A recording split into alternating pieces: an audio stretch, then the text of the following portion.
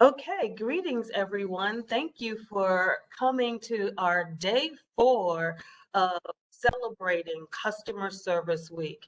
I am Sheila Lewis in the Office of Public Affairs, Stakeholder Engagement, and Communications. And I want to welcome you to this special session on engaging with empathy. We are so excited to have 3 of our leaders who we will be in conversation with. We encourage you to put any questions that you have in the chat.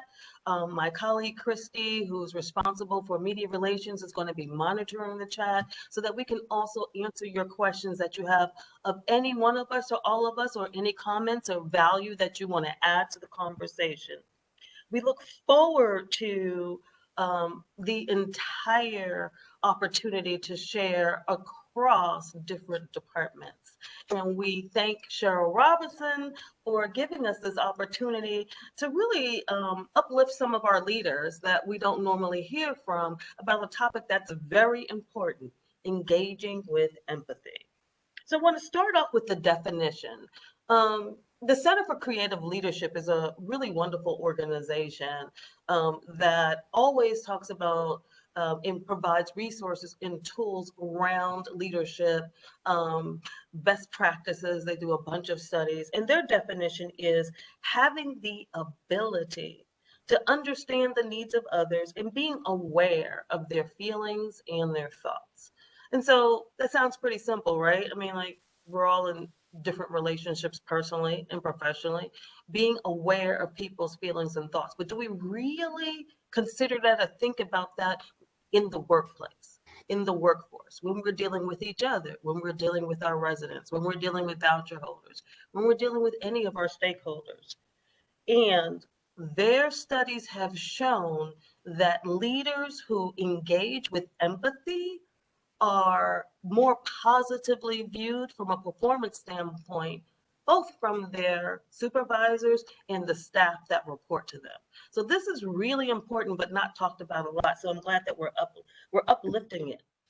As you all know, the 3 main tenets of our mission is what? To provide quality and affordable housing, to create sustainable communities, and to provide opportunities for our residents and our voucher holders to be able to improve their lives.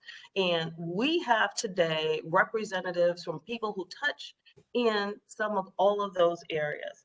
I want to introduce you to Aaron Yelverton, excuse me, who's our regional maintenance supervisor in PMO. Also, Kalia Payne, whose title is Quality Assurance Manager in HCVP. And lastly, Fashad Tyler, who is Client Relations and Customer Service Manager, also in PMO. If you guys could just raise your hand so people can identify you, that would be really great. Thank you so much. I want to have each of them give a brief overview of what they do on a day-to-day basis. You saw their bios in the all users, but I want them to really share a little bit about what their life is like, a day in the slice of their life, working in their role. So let's start off with Fashad Tyler. Good morning. My role is to oversee the day-to-day operations of our resident leadership at our various public housing properties. We have about 42 public housing properties, and at each one of our properties, we have a set of residents that lead their community. They serve as advocates and liaisons for their community. And so my role is to oversee their day-to-day operations, provide technical assistance to assist them with organizational structure and things of that nature. I also work with the community navigators to provide resources to the residents within those communities. Awesome. Next up, Kalia. You might be on mute. Make sure you unmute yourself. Can you hear me? Yes, awesome. So I'm Kalia Payne. I'm the Quality Assurance Manager for the Housing Choice Voucher Program. I manage a small team that we're responsible for ensuring that HCVP is in compliance with HUD as well as our local regulations. And on a day-to-day basis, well, every day is not the same. For me, I log on or come to work and just try to make sure I address all issues that may arise, and just, making sure that my team is doing what they're supposed to do as well to make sure, we meet the goals of HCBP. Okay, awesome. And Aaron? Good morning, everyone. My name is Aaron Yelverton. I'm a regional maintenance supervisor for PMO, as well as for the total DCHA. My role on a day-to-day, what I've tried to do is make sure that, work orders don't slip through the cracks. I know when I first got here, I attended the commissioners' meetings, and some of the things I was getting from the residents was that, hey, I've had this work order for 2 years. And so what I try to do is I try to go through all the work orders on a daily basis, to see who's in more need than someone else if we can't do them both at the same time. So, one of the things I get excited about is when someone says, hey, thank you. I've been waiting for so long to get this completed. And, that's one of the things that gets me motivated and, gets my blood running, on a day-to-day basis. And, just trying to be there for other employees and tenants. Just, I got this saying, I'm open 24/7. So just feel free to contact me with any issues that you may have from a maintenance standpoint for your properties. So what I love about all of these leaders is they not only have a staff and have to deal with engaging with empathy internally with their staff, but also with the residents. So speaking of resident leadership, Fashad, we just recently had the resident council elections, for which some people did not retain their seat. Can you talk to us a little bit about that process and share an example of where you may have had to use some empathy along the way, especially during COVID when they were, postponed and delayed and posting the results? Talk us through that. So that's exactly where I was going to start. Over the last 18 or so months, we have been, in a very interesting posture. And so the elections this year, the resident council elections occur every 3 years. But the elections this year were a little different because we had to follow some additional guidelines, and we had to abide by certain restrictions. In that, of course, there were some frustrations from the residents and the resident leadership, those that were in office, those that were trying to run. And so some wanted to postpone because they felt like they weren't comfortable to come out and be amongst the other residents or be amongst their neighbors when it came to trainings and interest meetings and actually voting, going to the polling site. And then the resident leadership, those that were actually in office, they were uncomfortable with it as well because of what I just explained. They didn't feel like they were going to get a good turnout as it relates to residents coming out to vote. So it was very, different for all of us, for the agency as well as the residents. So, having to deal with or having to engage with the residents and understand their frustrations as it relates to us having to push forward, even in this uncomfortable situation, was something that we had to stay on top of. And so, we're at a place now where we're pushing through and pushing past those frustrations. And of course, it won't be the last that we hear of it. But at the same token, we're trying our best to make sure that the residents are heard, making sure that the resident leadership, making sure they are heard, so that we can ensure their safety and ensure that they are productive as we move forward. So what I'm hearing from you, Fashad, is that one of your techniques in order to show your empathy is that you make sure that people are heard, Absolutely. right? So, and how do you do this? Give us some tactics. Are you using email? Are you calling people up? Are you just letting them, call you at any time, like Aaron said, 24/7? Give us some tactics on, what does being heard? Did you just sit back and let them go off on you? What? So all of the above, all of the above. Sometimes, residents will be frustrated, resident leadership will be frustrated, and sometimes you just have to listen and listen to understand where they're coming from, to understand how they feel, in order to be able to respond appropriately. So if they need to call you 50 times, and we all know, I think everyone on this line understands that, residents will call you and call you and call you until they can't call you anymore. Even with emails, even with us reaching out to them. So it's just a matter of making sure that they understand that we're here to hear what their concerns are, and we're here to address them in a way that is beneficial for everyone that's involved. Okay, so I want to keep this conversation real. Are you always patient and always calm, just like you're presenting now? Have you ever had a time where, it got a little bit challenging in your conversations, especially for those residents that might call you 50 times? On that 49th time, did you pick up the phone and say, like, what? Well, of course, I think we all can attest to the fact that we become frustrated at times. There have been times I've had to put my phone on mute. There have been times I've had to, ask the resident if I could give them a call back. There are times when we are not in our best state. We're not presenting our best self. But in those times, we have to always realize and recognize that, so that we can go back and correct it and make sure that we are still being the best that we can be in the roles that we're in. So I love that. What I heard from you was listening, and sometimes we don't get it right, but we make sure we go back and course correct, right? All right, awesome. So continuing on with dealing with customers, I'm going to turn this now to Kalia.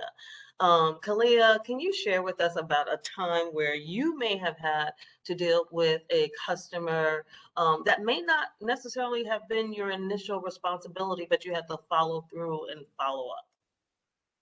Yes.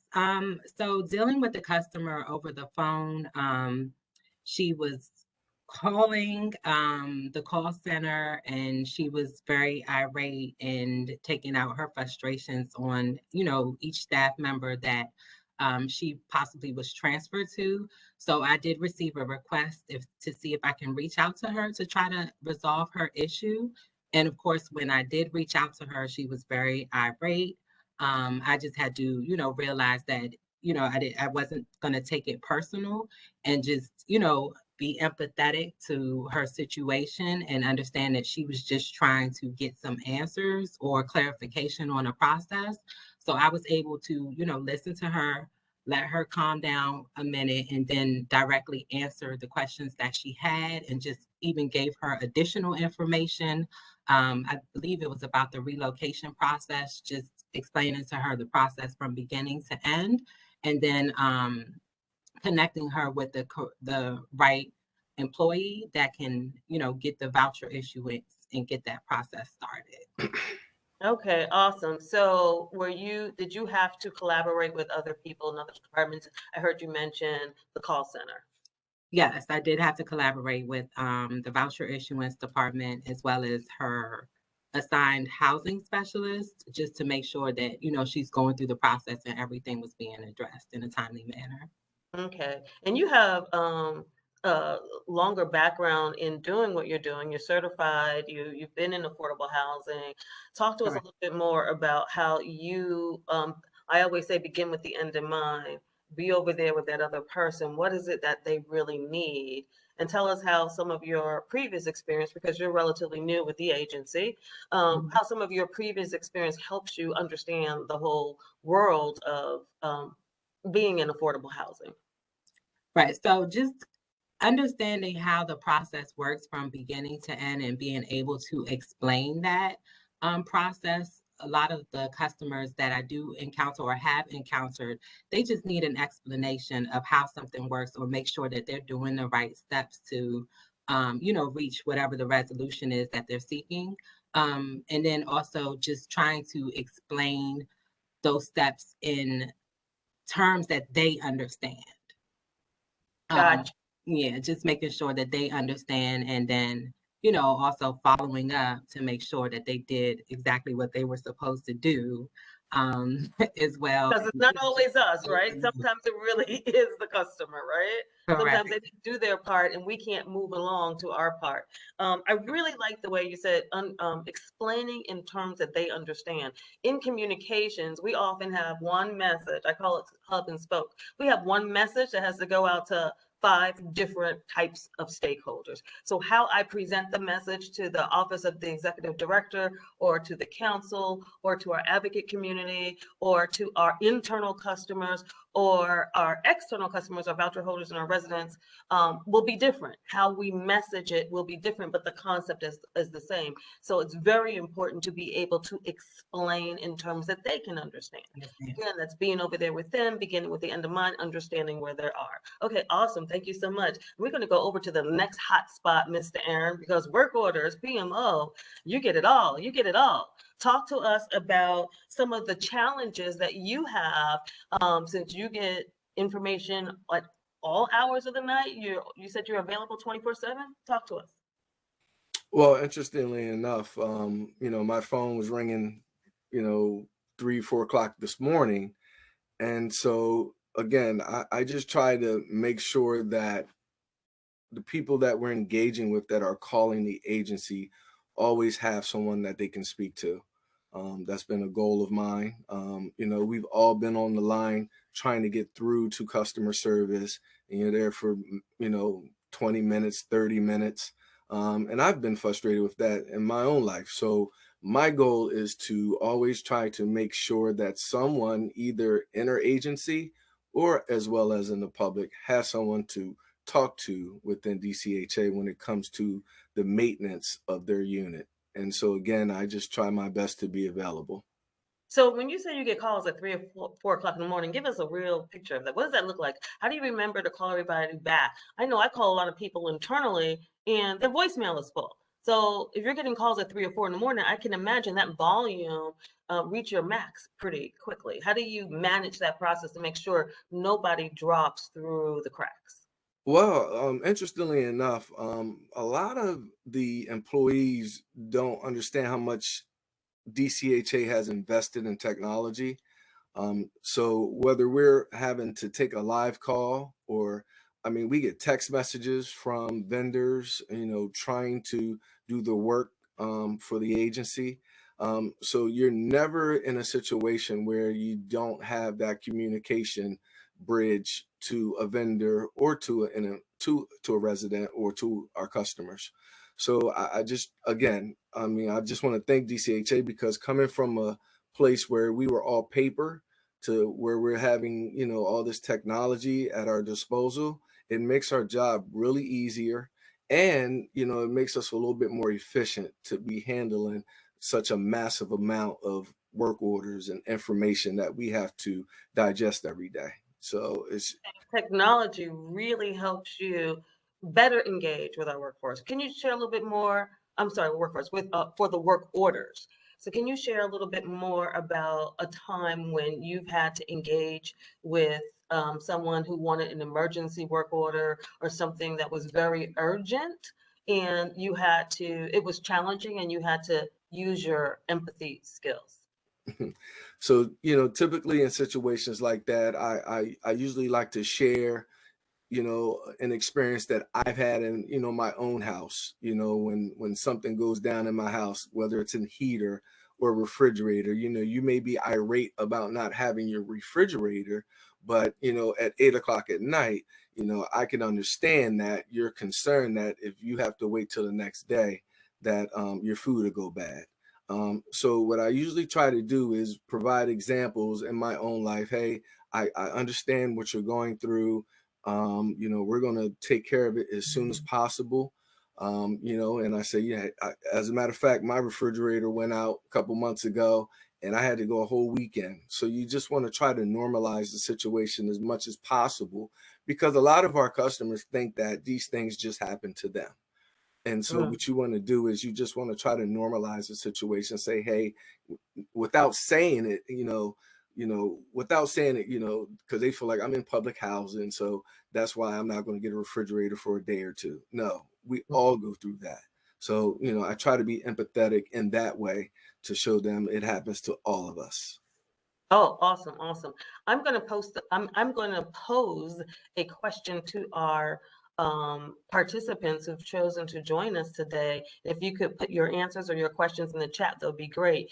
Do you feel that DCHA overall the people, the staff, the people who are front facing, always exhibits a culture of engaging with empathy when we're talking with our clients across the board. Do you think that there's an opportunity for specific training around that, that is maybe tailored to the department and the stakeholders they engage with? If you could put your thoughts into the chat or answer that question or provide a value contribution, we'd really love it. I'm going to pivot a little bit now and talk a little bit about leadership, because you all have a staff, right? And I want you now to, Fashad, tell us about a time where you may have had to engage with empathy with a staff person. I mean, this is the perfect time. We're coming up on performance management. We just heard about that yesterday, right? And so sometimes staff don't want to do what you need them to do at the time that you need it. Can you share a time, Fashad, where you had to really use your empathy skills to mediate or mitigate a circumstance? Sure. One of the interesting things about my role overseeing the community navigators is that I once was a community navigator. Oh, Uh, that's awesome. and so once I was promoted to being their manager, that was a difficult transition. And so there were situations that would come up where, number one, they just didn't understand why it wasn't them. Some felt like the job should have been there, so it just made it a little difficult to navigate. But in that, there have been times when they have been asked to do certain things and they didn't understand why. So I had to go back to tell them, like, listen, I walked this as well, so I'm not asking you to do anything that I have not done. So I listened to understand what they were saying, but then I responded in a way that they understood that, listen, I've walked the same street. I've done the same things. I've encountered the same issues, the same conflicts, so that they knew that I was in it with them and not just talking at them or barking orders to them, but knowing that I was right there with them, although I was supervising them at this point. Oh, awesome. Well, I know that could be very challenging because they feel like, who you? Now you bossing us around, telling us what to do. I can imagine. I can only imagine. Aaron, I would imagine that you also have a challenge, especially during COVID when PMO went to the AB alternate, who's working, who's not working. Talk to us a little bit more about how you were able to mitigate some challenges with staff, especially at the beginning of COVID. Everything was so uncertain. Nobody knew what was going on, but you're frontline workers. Y'all had to return immediately. Talk to us about that.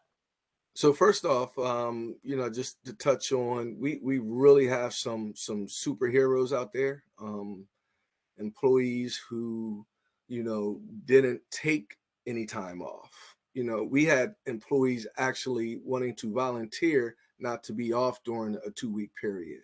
So we did a lot more with less staff. And, it was amazing to see our employees embrace the challenges that we had during the COVID period. So first and foremost, I just want to say thank you to those employees, the employees that you could call, at all times of night, during the day, even on their days off. They would come in and work. And so I just want to take my hat off to the superheroes that we had out in the field. And that's what it's really about. It's about helping your coworkers, your colleagues, make their job easier. And so that's what I try to do. That's what I try to impart on our employees, or the ones that that I manage. Make my job easier so I can make your job easier. And that's what we should be doing for each other. Mm-hmm. Absolutely, absolutely. Kalia, you're up. You have a staff and you got compliance. You don't have a choice. You got to play within the lines, right? You don't have any, outside, agreements that you can go into. Tell us how you continue to engage with empathy when you have staff that maybe dragging their feet on doing something or getting some work done, and you have deadlines to adhere to with HUD.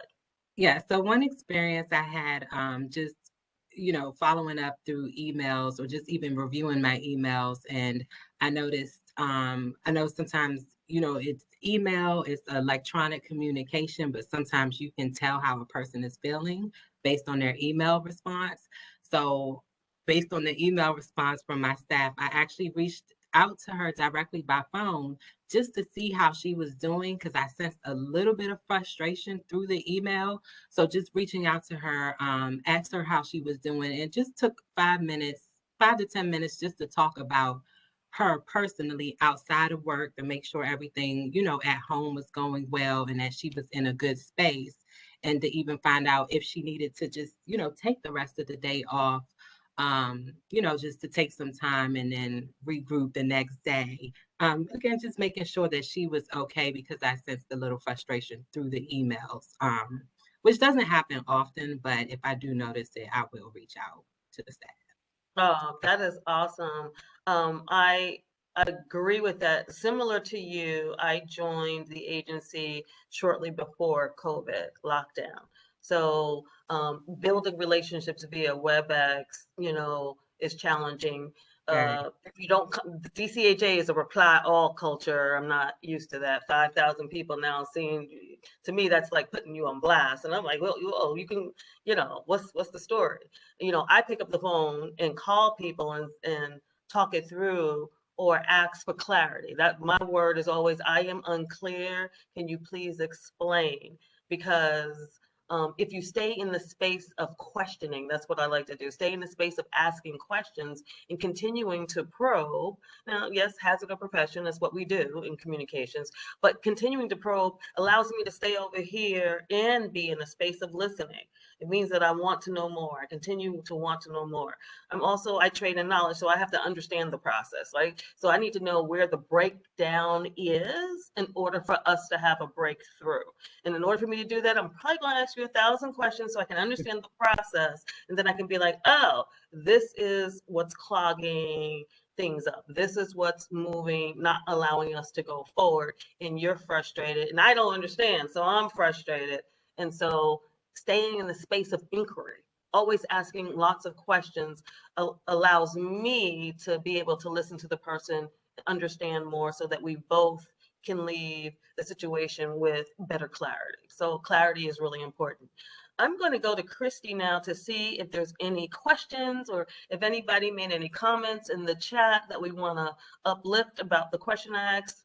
Does DCHA have a culture of empathy? Is this an opportunity to train more frontline staff? Do we have anything, Christy?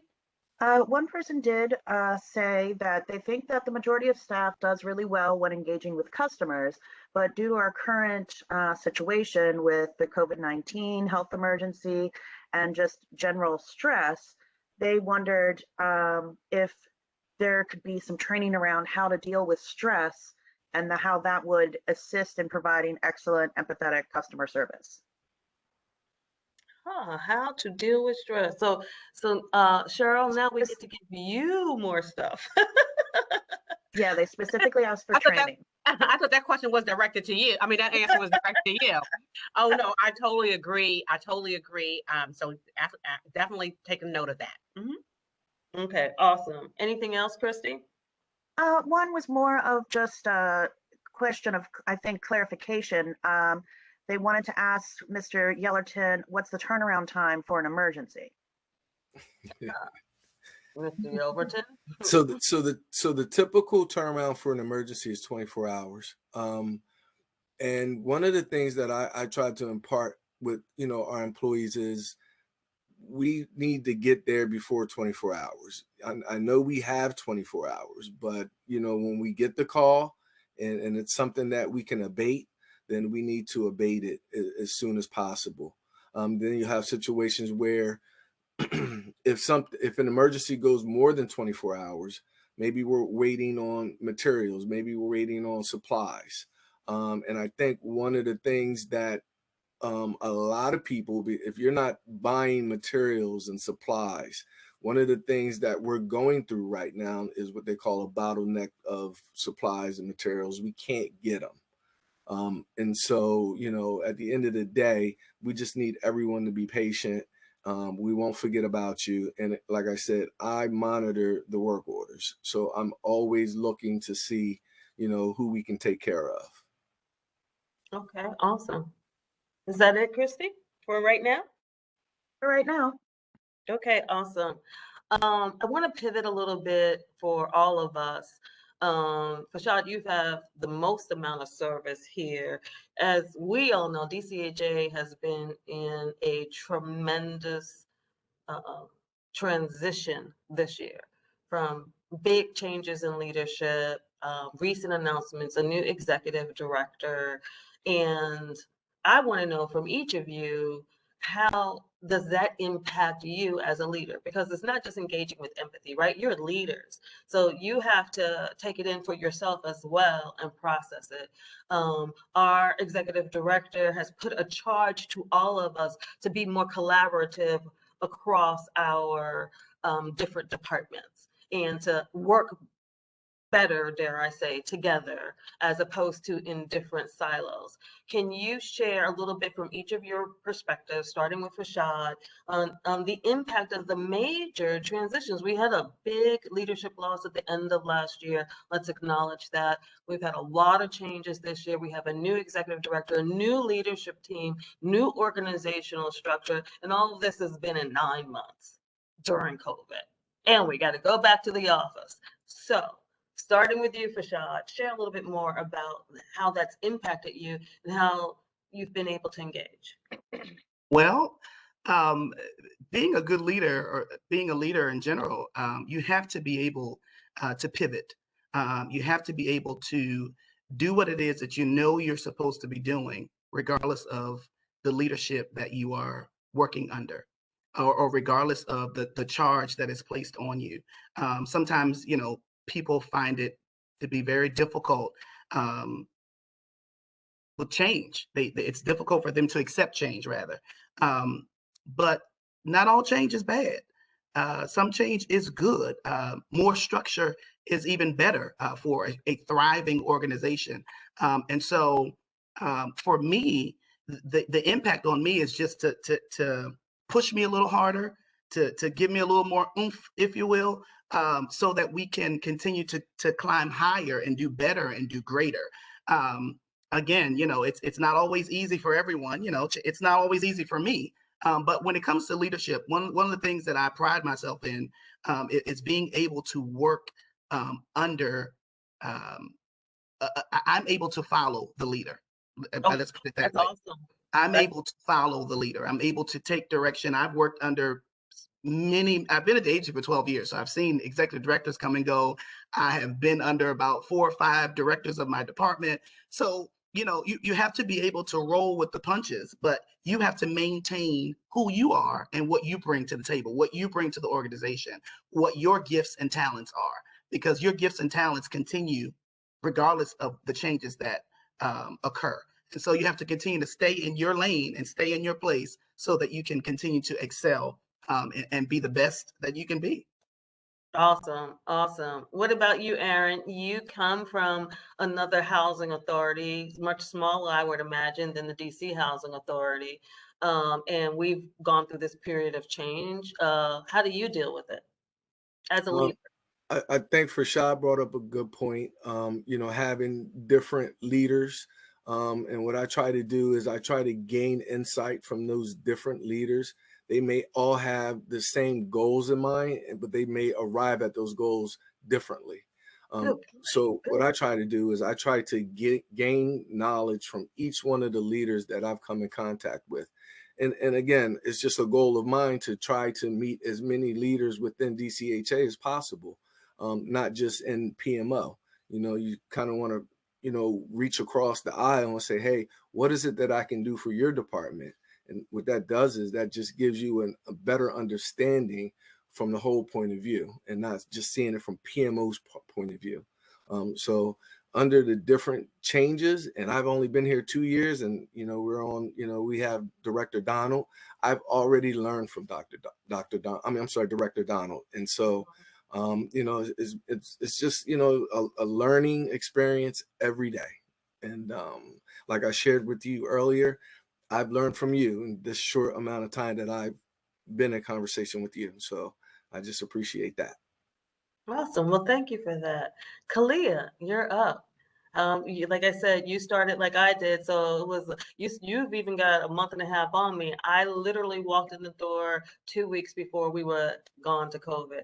So I wasn't even in the office because at the time it was I think I was in the office a few days. It was our performance oversight hearings. I was out with Deborah at resident engagement meetings when they were in person. And so I was, excited to be learning and amongst the people. I was hanging out with Cheryl all the time because she had a whole list of events that she wanted us to communicate about. There was a big customer service event that happened at the end of May.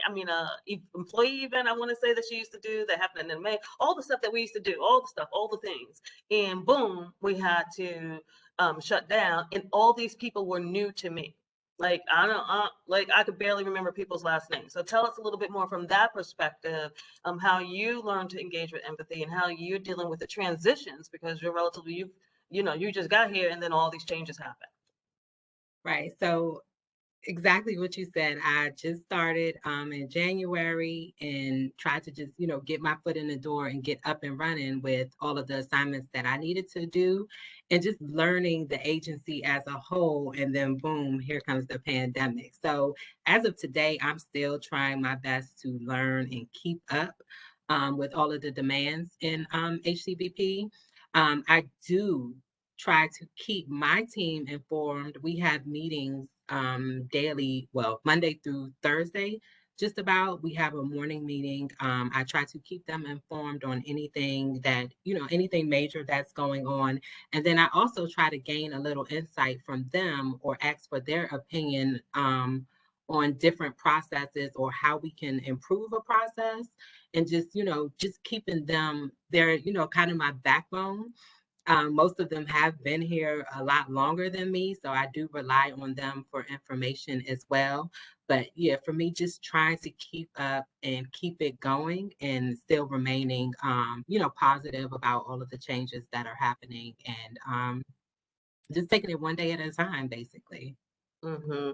You bring up a very good point about backbone. Recently, how I've had to adjust. Recently, something from an administrative standpoint didn't go the way it was supposed to go internally, and I didn't know how to do it because I never deal with that. I have a staff person who does it. It didn't go how it was supposed to go, and it was the weekend. And this person was like, "Hey, don't bother me on the weekends." And I had to, took me a couple of hours to decide to call them, or because I believe in managing up and managing down and honoring people, not so not just because I need something that I should call you and you should do it on Saturday. I had to make the decision: could this wait till Monday, or does it need to get done today? And it absolutely needed to get done that Saturday. And when I called them, they were none too happy. So my first thought was like, well, who are you talking to? I'm the boss of you. Wait a minute, is this insubordination? Oh my God, oh my God. I had to get up out of my ego, get up out of my head, and practice what I preach. And I always talk about sometimes you got to give people ease and grace. We're people, right? We're just people who are here all together serving the same mission. I let them go off on me. My sister was in town. She actually works for government in another state, and she was horrified. She was like, "Oh my God, that's grounds for write-up." I'm like, no. Let me practice ease and grace. Let me listen to him. That person was just frustrated. That's it. Just frustrated. Then after I didn't say anything for a while, they were like, "Are you there?" I'm not known for not saying a whole lot. So we were able to work through it. And I believe that because I was quiet and didn't act on my initial thought and reaction, that we were able to get it done. And it was peace on Monday morning, as opposed to scrambling around on Monday morning when I wasn't going to be there and we had a deadline. So Right. listening with ease and grace, even when that person is doing something that you don't think that they should be doing, or that is inappropriate. I mean, sometimes we get inappropriate. So I want to ask one more question before I see if there's any more in the chat to each of you all. Can you please think about a time where you engaged all your skills, you were being the great leader, you were engaging with empathy, and it still didn't go well. You know, how did you come out of that? And take a couple of seconds to think about it. So, Fashad, I figured you got the resident leaders. You know, they all got personalities. You got plenty of Yes, indeed. Yes, indeed. There's always something for me to say about them. They're my special group of people. But there was a time recently, actually. We are always, trying to partner with external agencies and organizations to, bring resources and services to the community. There was one particular property where we had partnered with an external agency to assist with a major project. The resident leader, this particular resident leader is very territorial and very demanding in that they expect everything to go through them. And not understanding that the agency is the overarching authority, and so when it comes to providing services to our residents, we do what we need to do in order to do that. And so even after trying to listen to them and understand where they were coming from and explaining to them what we were trying to do, it just still did not. It was not sinking in. It was not penetrating their heart, their spirit, their mind, their nothing. It was very much a situation where they wanted to take it higher. They wanted to submit a grievance. They wanted to call the mayor. They wanted to call, council members and all of that because, they felt disrespected. And I think, I have to say, I wore several hats that day as it relates to empathy, trying to really, really, really get them to understand that, listen, we have your best interest along with the residents' best interest at heart. So everything we're doing is for your benefit. But they weren't trying to hear it. So it kind of, right. it fell flat. But I tried. I gave it the old DCHA try. I love that. What about you, Aaron? Tell us about a time where, it didn't go as well, no matter how much you engaged with empathy. Well, we again, to piggyback off of what Fashad was saying, we have an interesting population of customers as well. No matter what you do, no matter how you do it, no matter how much you paid for it to get done, there's just a population of people that you can, never truly make happy. Let's just, put that in quotes. And what I've tried to do is at least listen to what their gripes are, what their problems are. And I think there's been times where, and I have one that I'm thinking of, and that's off the top of my head. She really has been quiet at the commissioners meeting. And, I take that to be a sign that we're finally turning the corner, and that someone has explained to her, this is why this hasn't happened yet. This is why we've done this for you, and we're working on the other things. And I think she just wanted someone to explain that to her. And again, like I said, she hasn't been at about the last 2 or 3 commissioners meetings, and I just attest that to having that open communication and explaining the terms of we're trying our very best, but this is what we're trying to do. So you'll have to allow them to interpret what their interpretations are. And then, at the end of the day, we come to some common ground, and I think she just appreciates that we listen. Awesome. Awesome. Kalia, do you encounter that much in your role as quality assurance and compliance, where you have to engage with empathy, but it just doesn't go well? Does that happen maybe not with just your staff or a resident, but does it ever go, do you have to have those interactions with HUD? You said with HUD? Yes. No, not directly. No. Oh, But gotcha. yeah, just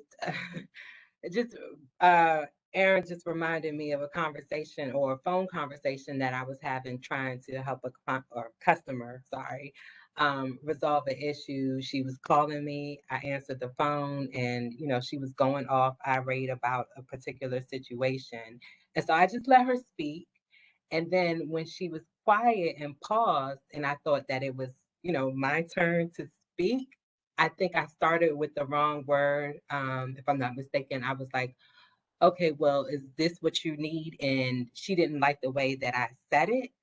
And so while I was talking, she cut me off and she read me like a book. And I didn't cut her off. I didn't hang up the phone on her or anything. I just, allowed her to get it out, and then actually waited again for her to allow me to speak. And, I said it with a smile. I tried to address the issue, and again, she didn't like the answer. And this time, well, by that time, she hung up the phone on me. Oh my I'm goodness. sitting there like, okay, what did I do wrong? I thought I was trying to help her. And then within like the next day or two, she called me back. She apologized. Okay. And then, we were able to talk through whatever the issue was. But, it just caught me off guard because I thought I was doing exactly what I was supposed to be doing. I listened, allowed her to speak, and then, I tried to resolve the issue, but it just didn't work that way that day. Got you. Did you ever have the thought to call her right back after she hung up? What you just let it go. You just Yeah, I like, just let it nah. go. I just let it go and figured, well, yeah, I knew she would call back at some point, but yeah, I just let it go for the day. Oh, awesome. Awesome. Okay, Christy, I'm gonna toss it to you. Can you share some of the comments that we are receiving in the chat that's directed to anybody or about the discussion we're having right now? Sure. So this one's for Cheryl. There was a suggestion to extend the training of empathy between departments. So something that would let everyone understand a little of what each department does, their responsibilities, their policies, and their practices. Then we also had a question. Well, it was more of a statement, but I'm going to turn it into a question. Often at DCHA, we have rules we must follow. There are federal regulations. And what's the best way to explain to a customer that we are allowed to do X, we cannot do Y? And how do you manage their expectations around that, because they may not agree or like what we are saying? Who wants to take that? Maybe Fashad? What happens? Do you ever have a opportunity where one of the residents wants to have, one of your leaders wants to have a particular event for their community and we can't do it, or they want to use money to spend on a certain activity and we can't do it because of the rules and regulations of how we spend the HUD money for leadership councils? Talk to us a little bit about that. Absolutely. That's why there are policies and procedures in place. So we always have to reinforce those. There are times, all the time, that residents will ask about certain things, whether it's the utilization of their space. We have space agreements, or license agreements rather. They want to ask about their funds. There is a expenditure policy. So we always point back to what's in writing. You know what I mean? It's not a situation where we just rattle off things off the top of our heads, but we always point them back to those policies. Another important thing for the resident leadership is that we provide training to them. So all of the offices that we interact with, the Office of Audit and Compliance, the Office of Administrative Services, things of that nature, contracts, we are able to get them to see the policies and the procedures in black and white. So we always point them back to that. Oh, awesome, awesome, awesome. One of the things that we call it in communications, broken record theories. Say it again. Say the same exact word, same verbiage, so that people don't see you straying. That they know that, hey, listen, I'm only doing what I have to do. I have to comply to be able to do that. I always think it's very interesting. My very first Board of Commissioners meeting, I'm not gonna lie, I was a little traumatized. I was like, what is going on? What's happening? This is what people do here.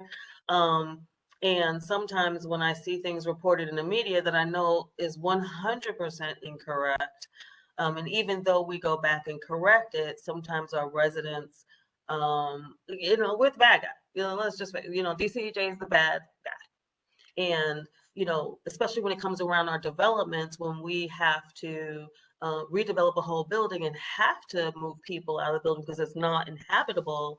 And let's face it, we live in Washington, D.C. It's a very high demand for real estate here. There's very low inventory of available vacancies. And if they are not able to stay within their neighborhood, within their ward, while we're rehabbing their building, it's like DCHA is the bad guy making them move to somewhere else.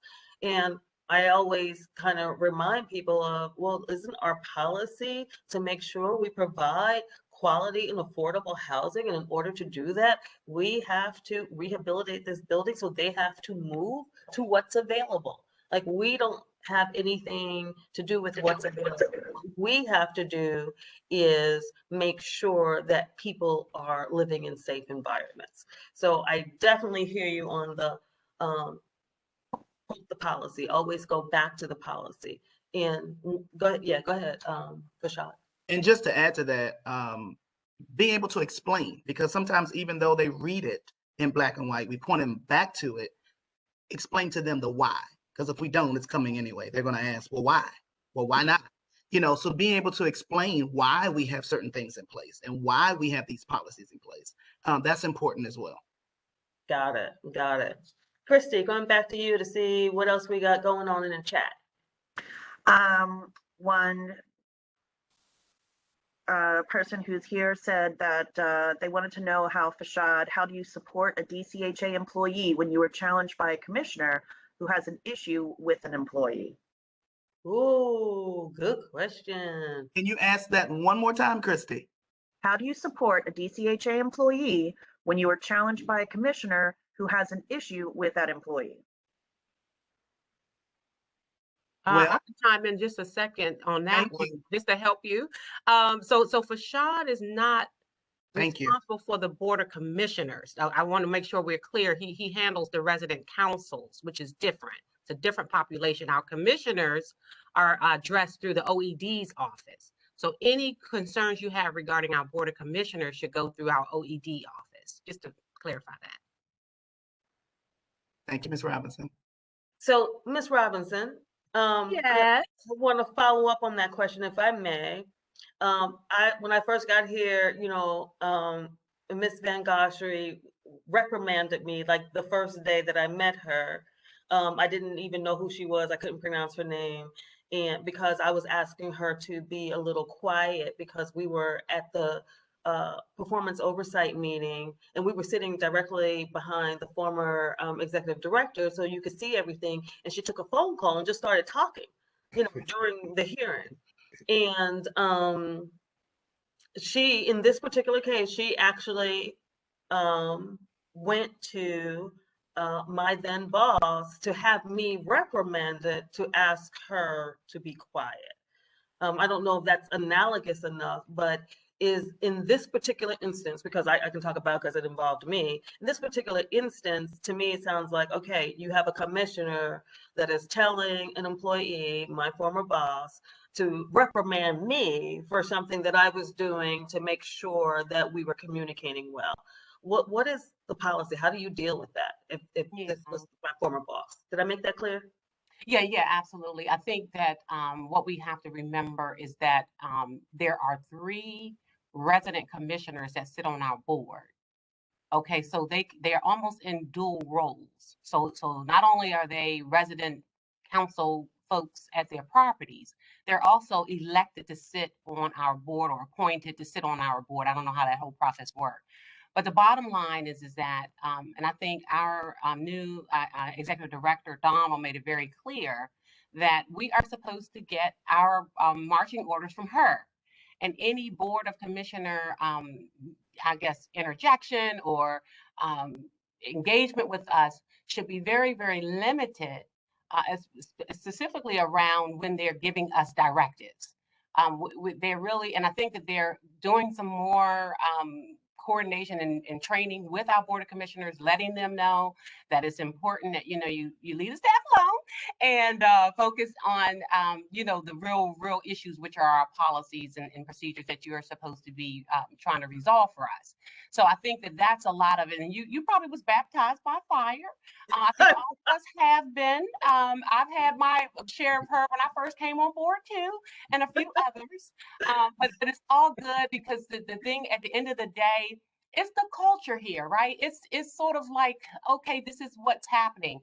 Your director, once he did get that that word, trust me, he was told what he needed to do with that. Okay, I think the main thing though is just to make sure whoever you're engaging with, if it's a staff, if it's a resident at our properties, a voucher holder, the bottom line is we want to just make sure that we treat everybody the same. We respond the exact way. Don't be one way because they have a certain title, and then another way because they have another title, right? I mean, that's just my take on it. When I come to work, I treat everybody like I would treat you if I was, at my church. So you always want to remember that, engaging with empathy. I just want to throw this last little piece in. Engaging with empathy requires everything that the panelists talked about, everything from listening to being open in terms of your communication, how you're responding, all of those things. It takes so much. You have to really almost think before you talk. And to Kalia's point about being cursed out, I think we've all had that experience, because at the end of the day, what I've always said, when people are going off like that, when they are upset, something happened. They wouldn't just be calling you if they didn't have anything else to do. A lot of our customers do not call us unless they want something.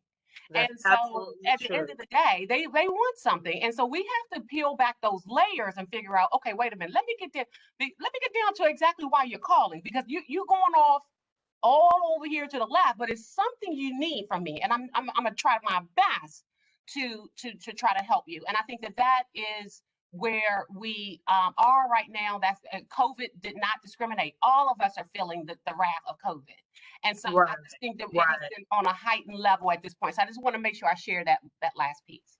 Thank you so much. As we are coming down, it's 11:57. I just want to do a round robin with our three panelists. What are your three top best practices for engaging with empathy? And I'm really talking about tactics here. Aaron, you're up. My number one would be fair to everyone. I don't have any favorites. You could be one of the top performing foremen in my portfolio, but at the end of the day, I have to hold you accountable, and I try to make sure that everyone sees that, and so then that way you're not, they're not perceiving that you're playing favorites. So I just try to be fair, and I try to be consistent across the board. And then what I also try to do is I try to delegate out to my supervisors, to my foremen, and trust that the job will get done. And I tell them all the time, I'm not going to be chasing behind you. I need to trust that this work is done. And so, that would be two. And again, just accepting, what their feedback is. One of the things I missed earlier when I said that I learned from, my superiors, the new leadership. I also learned from, our laborers. I learned from our mechanics, and I learned from our customers. So, it's just a learning experience all the way around. So, that's my goal, to try to learn as much as possible. And for everybody that's listening, I'm still a work in progress. Got it. And so, I'm just trying to learn as much as possible. Thank you so much. Kalia, your top three? Okay, my top three tips. Number one being smile through the phone. For those that speak to customers on a regular basis, just your positive energy can come off through the conversation. So just keep a smile on your face. Of course, being patient.